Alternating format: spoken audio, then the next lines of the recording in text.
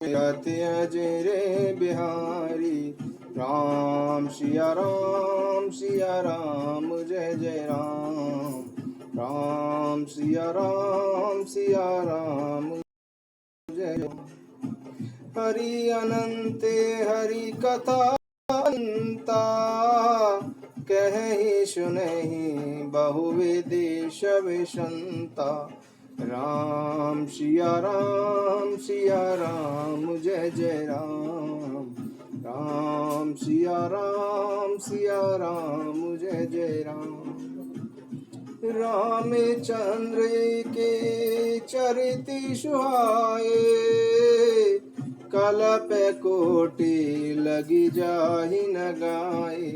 राम सिया राम जय जय राम। श्री हरि अनंत है, कोई भी उनका पार नहीं पा सकता और उनकी कथा भी अनंत है। संत जन उसे अनेक प्रकार से कहते सुनते हैं। श्री रामचंद्र जी के सुंदर चरित्रों का करोड़ों कल्पों में भी गायन नहीं किया जा सकता। देवता, मनुष्य और मुनियों में ऐसा कोई नहीं है जिसे भगवान की बलवती माया मोहित नहीं करती। मन में ऐसा विचार कर उन श्री भगवान का भजन करना चाहिए।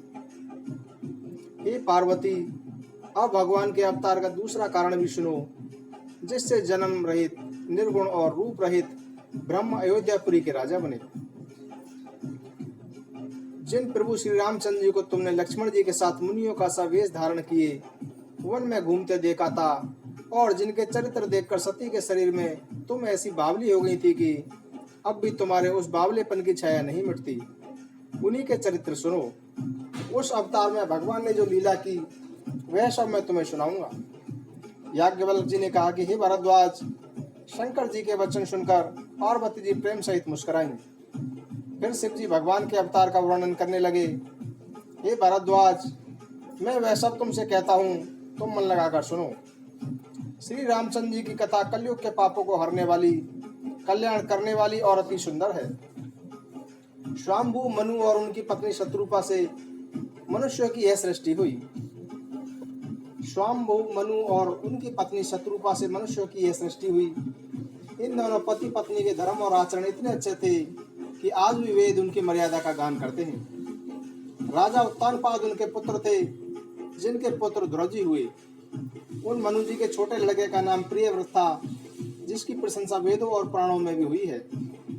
उनकी कन्या देवहूति कर्दम मुनि की पत्नी बनी, और उन्होंने दीनों पर दया करने वाले समर्थ एवं कृपालु भगवान कपिल को अपने गर्भ में धारण किया। तत्वों का विचार करने में अत्यंत निपुण कपिल मुनि ने सांख्य शास्त्र का प्रकट रूप में वर्णन किया। उन स्वाम्भु मनु जी ने बहुत समय तक राज्य किया और सब प्रकार से भगवान की आज्ञा का पालन किया। बुढ़ापा आ गया, परंतु विशेष वैराग्य नहीं हुआ। यह सोचकर उनके मन में बड़ा दुख हुआ कि भगवान की भक्ति किए बिना मेरा जन्म यूं ही चला गया। तब मनु जी अपने पुत्र को राज्य देकर स्वयं पत्नी सहित वन को चल दिए। अति पवित्र और साधकों को सिद्धि देने वाला श्रेष्ठ तीर्थ नैमिषारण्य प्रसिद्ध है। वहाँ मुनि और सिद्ध रहते हैं। राजा मनु हृदय में प्रसन्न होकर वहीं चले। मार्ग में जाते हुए वे दोनों ऐसे सुशोभित हो रहे थे मानो ज्ञान और भक्ति शरीर धारण करते जा रहे हों। चलते चलते वे गोमती नदी के किनारे जा पहुंचे। वहां उन्होंने निर्मल जल में स्नान किया तथा धर्म धुरंधर राजश्री जानकर अनेक सिद्धि और ज्ञानी मुनि उनसे मिलने आए। मुनियों ने आदर पूर्वक सभी सुंदर सुंदर तीर्थ उनको दिखा दिए। उनका शरीर दुर्बल हो गया था।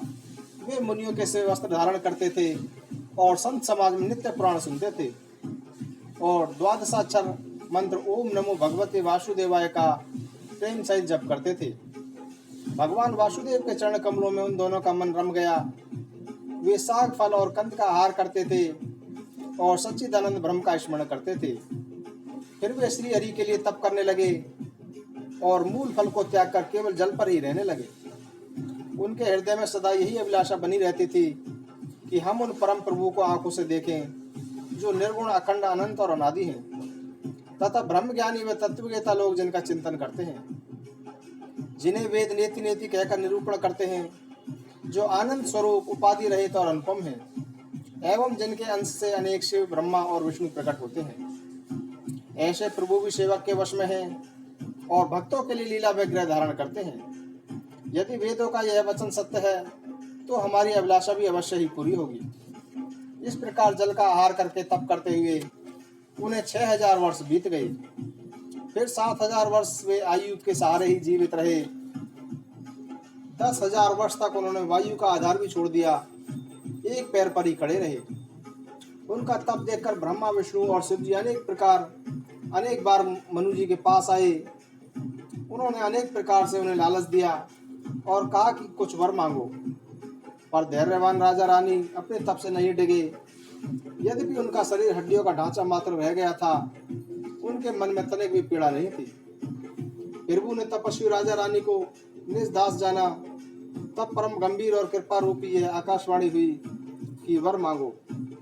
मुर्दे को जीवित कर देने वाली यह सुंदर वाणी जब कानों के छेदों से होकर हृदय में पहुंची, तब राजा रानी के शरीर सुंदर और हष्टपुष्ट हो गए। अमृत के समान वचन सुनते ही उनका शरीर पुलकित और प्रफुल्लित हो गया। तब मनु जी दंडवत करके बोले कि हे प्रभु, आप सेवकों के लिए कल्पवृक्ष और कामधेनु हैं। आपकी चरणरज की ब्रह्मा विष्णु और शिव जी भी वंदना करते हैं। आप सेवा करने से ही सुलभ हैं तथा सब सुखों को देने वाले हैं। आप शरणागत के रक्षक और जड़ चेतन के स्वामी हैं। हे अनाथों का कल्याण करने वाले प्रभु, यदि आपका हम लोगों पर स्नेह है तो प्रसन्न होकर यह वर दीजिए कि आपका जो स्वरूप शिव जी के मन में बसता है और जिसकी प्राप्ति के लिए मुनिजन यत्न करते हैं, जो काकभूषणी जी के मन रूपी मानसरोवर में विहार करने वाला हंस है तथा सगुण और निर्गुण कहकर वेद जिसकी प्रशंसा करते हैं, हे शरणागत के दुख करता प्रभु, ऐसी कृपा कीजिए कि हम आपके उसी स्वरूप को नेत्र भर कर देखें। राजा रानी के कोमल विनम्र और प्रेम रस में डूबे वचन भगवान को अत्यंत प्रिय लगे। भक्त वत्सल कृपा निदान समस्त शिव विश्व में व्यापक सर्वसमर्थ भगवान प्रकट हो गए। भगवान के नीले कमल, नीलमणि और नीले जलयुक्त मेघ के समान श्यामवर्ण शरीर की शोभा देखकर कामदेव भी लजा जाते हैं। उनका मुख शरद के चंद्रमा की छवि के समान था। गाल और ठोड़ी अत्यंत सुंदर थे। गला शंख के समान त्रे का युक्त था। लाल होठ, दांत और नाक अत्यंत सुंदर थे तथा उनकी हंसी चंद्रमा की किरणों को भी नीचा दिखाने वाली थी। नेत्रों की छवि खिले हुए कमल के समान सुंदर थी। मनोहर चितवन मन को अत्यंत प्यारी लगती थी। टेढ़ी भौहें कामदेव के धनुष की शोभा को भी हरने वाली थी तथा ललाट पर प्रकाश में तिलक था। कानों में मछली के आकार के कुंडल और सिर पर मुकुट शोभायमान था। घुंघराले काले बाल ऐसे सघन थे मानो भौरों के झुंड हों। हृदय पर श्रीवत्स सुंदर वनमाला, रत्न जटित हार और मड़ियों के आभूषण सुशोभित थे। सिंह के समान गर्दन थी, सुंदर जनेऊ था। भुजाओं के गहने भी सुंदर थे। हाथों की सूंड के समान सुंदर भुजदंड थे। कमर में तरकश और हाथ में बाण और धनुष थे। पीतांबर बिजली को जला जाने वाला था। पेट पर सुंदर त्रिवली थी। नाभि इतनी मनोहर थी मानो यमुना जी के भवरों की छवि को छीन लेगी। जिनमें मुनियों के मन रूपी भौरे बसते हैं, भगवान के उन चरण कमलों का तो वर्णन ही नहीं किया सकता। भगवान के बाएं भाग में सदा अनुकूल रहने वाली शुभा की राशि, जगत की मूल कारण रूपा आदि शक्ति जानकी जी सुशोभित है। जिनके अंश से गुणों की खान लक्ष्मी, पार्वती और ब्राह्मणी उत्पन्न होती है तथा जिनकी भौं के इशारे से ही जगत की रचना हो जाती है, वही सीता जी श्री रामचंद्र जी के बाईं ओर स्थित है। शोभा के समुद्र श्री हरि के उस रूप को देखकर मनु शत्रुपा पल के रोके हुए एकटक रह गए। उस अनुपम रूप को वे आदर सहित देख रहे थे और देखते देखते अघाते न थे। आनंद अतिरेक के कारण उन्हें अपने मन की सुधि न रही। वे हाथों से भगवान के चरण थामकर भूमि पर गिर पड़े। प्रभु ने अपने कर कमलों से उनके मस्तक पर स्पर्श किया और उन्हें ऊपर उठाया। फिर भगवान बोले कि मुझे प्रसन्न जानकर और दानी जान मानकर जो आपके मन को भाई वही वर मांग लो। प्रभु के वचन सुनकर दोनों हाथ जोड़कर राजा ने धैर्य पूर्वक कोमल वाणी कही कि हे नाथ, आपके चरण कमलों को देखकर हमारी समस्त मनोकामनाएं पूरी हो गई। फिर भी मन में एक लालसा शेष है जिसका पूरा होना सहज भी है और कठिन भी, इसीलिए उसे कहा नहीं जाता। हे स्वामी, आपके लिए तो इसे पूरा करना अत्यंत सहज है, पर मुझे अपनी दीनता के कारण वह अत्यंत कठिन मालूम हो रहा है। जिस प्रकार कोई दरिद्र कल्प वृक्ष को पाकर भी अधिक द्रव्य मांगने में संकोच करता है क्योंकि वह उसके प्रभाव को नहीं जानता, वैसे ही मेरे हृदय में भी संशय हो रहा है कि हे स्वामी, आप अंतर्यामी हैं, इसीलिए आप उसे जानते ही हैं। मेरा वह मनोरथ पूरा कीजिए। इस प्रकार भगवान ने कहा कि हे राजन, आप निसंकोच होकर मांगो। मेरे पास ऐसा कुछ भी नहीं है जो मैं तुम्हें न दे सकूं। राजा बोला कि हे दानियों के शिरोमणि, हे कृपा निधान, हे नाथ, अपने मन का सच्चा भाव मैं आपको कहता हूँ। मैं आपके समान पुत्र चाहता हूँ, आपसे भला क्या छिपाना। राजा की प्रीति देखकर और उनके वचन सुनकर भगवान बोले कि ऐसा ही हो। हे राजन, मैं अपने समान दूसरा कहाँ खोजूं, अतः मैं स्वयं ही तुम्हारा पुत्र बनूंगा। शत्रुपा जी को हाथ जोड़कर भगवान बोले कि हे देवी, तुम्हारी जो इच्छा हो वह वर मांग लो। शत्रुपा ने कहा कि हे नाथ, राजा ने जो वर मांगा है वही मुझे भी बहुत ही प्रिय है, परंतु बहुत ठिठाई हो रही है। यद्यपि वह ठिठाई भी आपको अच्छी ही लगती है। आप ब्रह्मा आदि को उत्पन्न करने वाले, जगत के स्वामी और सबके हृदय के भीतर की जानने वाले ब्रह्म हैं। यह समझकर मन में संदेह होता है, फिर भी आपने जो कहा वही सत्य है। मैं यह मांगती हूँ कि आपके जो जन हैं अलौकिक अखंड सुख पाते हैं और जिस परम गति को प्राप्त होते हैं, वही सुख, वही गति, वही भक्ति, आपके चरणों में वही प्रेम, वही ज्ञान और वही रहन सहन हमें भी प्रदान कीजिए। रानी के कोमल गुण और मनोहर वचन सुनकर भगवान बोले, तुम्हारे मन में जो भी इच्छा है वह सब मैंने तुम्हें दिया, इसमें कोई संदेह न समझना। हे माता, आपका अलौकिक ज्ञान कभी नष्ट न होगा। तब मनु ने भगवान के चरणों की वंदना करके फिर कहा कि हे प्रभु, मेरी एक और विनती है। आपके चरणों में मेरी प्रीति वैसे ही हो जैसी पुत्र के लिए पिता की होती है। भले ही मुझे कोई मूर्ख ही क्यों ना कहे, जैसे मणि के बिना सांप और जल के बिना मछली नहीं रह सकती, वैसे ही आपके बिना मेरा जीवन नहीं रह सकेगा, वैसे ही आपके बिना मेरा जीवन नहीं रह सके। ऐसा वर मांगकर राजा भगवान के चरण पकड़ रहे। तब भगवान ने कहा कि ऐसा ही हो। अब तुम मेरी आज्ञा मानकर देवराज इंद्र की राजधानी अमरावती में जाकर रहो। वहां स्वर्ग के भोग भोग कर तुम काल बीत जाने पर तुम अवध के राजा होगे और तब मैं तुम्हारा पुत्र होऊंगा। मैं मनुष्य रूप में तुम्हारे घर में प्रकट होऊंगा तथा अपने अंशों सहित देह धारण करके भक्तों को सुख देने वाले चरित्र करूंगा। जिन चरित्रों को भाग्यशाली व्यक्ति सुनकर ममता और मत त्याग कर भवसागर से तर जाएंगे। मेरी यह माया भी जिसके जगत को उत्पन्न किया है, मेरी यह माया भी जिसने जगत को उत्पन्न किया है, अवतार लेगी। इस प्रकार मैं तुम्हारी अभिलाषा पूरी करूंगा। मेरा यह प्रण सत्य है, सत्य है, सत्य है। बार बार ऐसा कहकर भगवान अंतर ध्यान हो गए। राजा रानी और भक्तों की कृपा करने वाले भगवान को हृदय में धारण करके कुछ समय तक उस आश्रम में रहे। फिर उन्होंने सहज ही शरीर छोड़कर इंद्र की पूरी अमरावती में जाकर वास किया। याज्ञवल्क्य जी बोले कि हे भरद्वाज, इस अत्यंत पवित्र इतिहास को भगवान शिव ने पार्वती जी से कहा था। अब मैं तुम्हें श्री राम जी के अवतार लेने का दूसरा कारण बताता हूँ, सुनो। मंगली भवने मंगल हारी, द्रव्य शुद्ध रति अजीरे बिहारी। राम सिया राम, सिया राम, जय जय राम। राम सिया राम, सिया राम, जय जय राम।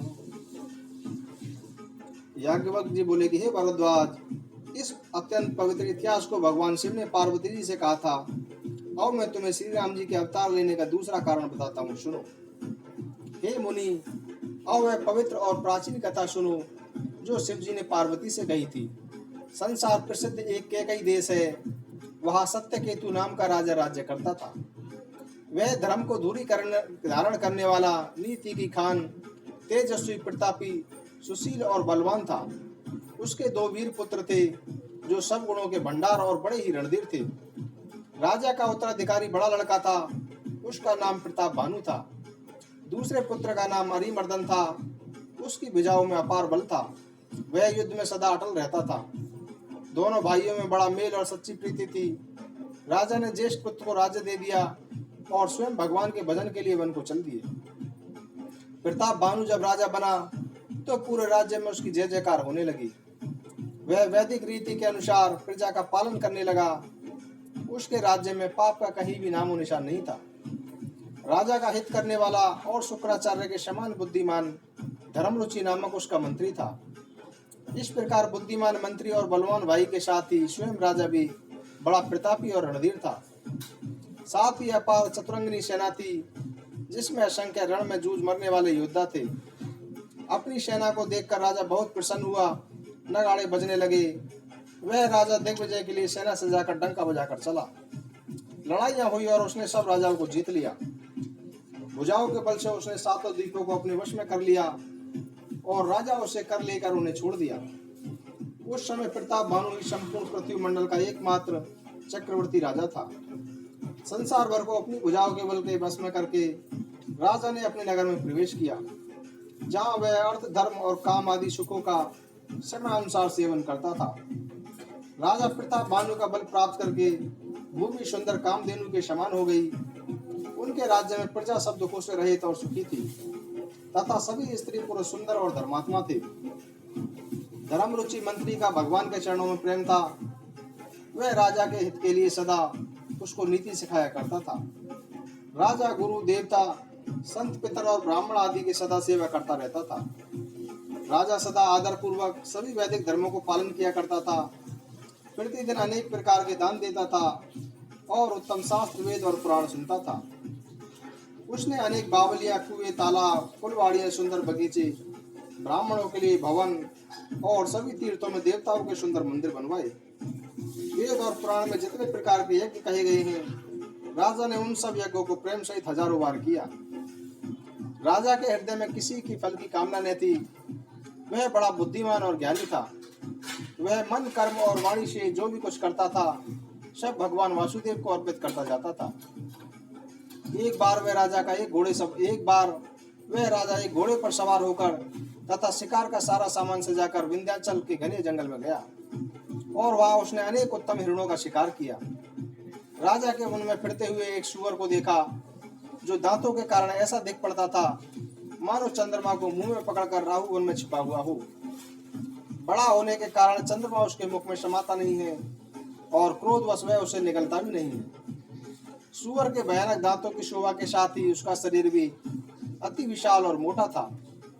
घोड़े की आहट पाकर वह घुरघुराता हुआ कान उठाए चौकन्ना होकर देख रहा था।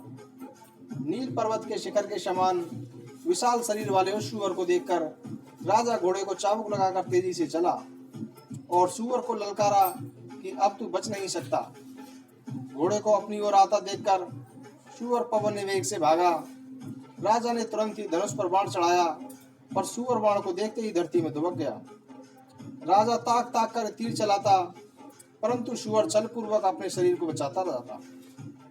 वह कभी प्रकट होता और कभी छुपता हुआ भागता जाता था, परंतु राजा भी क्रोध में उसके पीछे चला जा रहा था। सूअर बहुत दूर घने जंगल में चला गया, जहाँ हाथी घोड़े का डर नहीं था। राजा अकेला था और वन में क्लेश भी था। फिर राजा ने उसका पीछा नहीं छोड़ा। राजा को धैर्यवान देखकर सूअर भागकर पहाड़ की एक गहरी गुफा में जा घुसा। उस गुफा में पहुंचना कठिन जानकर राजा पछताकर लौट पड़ा, पर वन में वह रास्ता भूल गया। परिश्रम करने से थका हुआ और घोड़े समेत भूख प्यास से व्याकुल राजा नदी तालाब खोजता खोजता पानी के बिना बेहाल हो गया। वन में घूमते घूमते उसने एक आश्रम देखा, जहाँ मुनि का वेश बनाए एक कपटी राजा रहता था। राजा प्रताप भानु ने उसका राज्य छीन लिया था और वह सेना को छोड़कर युद्ध से भाग गया था। प्रताप भानु के अच्छे दिन जानकर और अपने बुरे समय का अनुमान करके उसके मन में बड़ी ग्लानि हुई। इस कारण वह न तो घर गया और न ही अभिमानी होने के कारण उसने राजा प्रताप भानु से संधि की। दरिद्र की भांति मन ही मन अपने क्रोध को दबाकर वह राजा तपस्वी के वेश में वन में रहता था। राजा प्रताप भानु उसी के पास गया। उसने तुरंत ही प्रताप भानु को पहचान लिया। प्यासा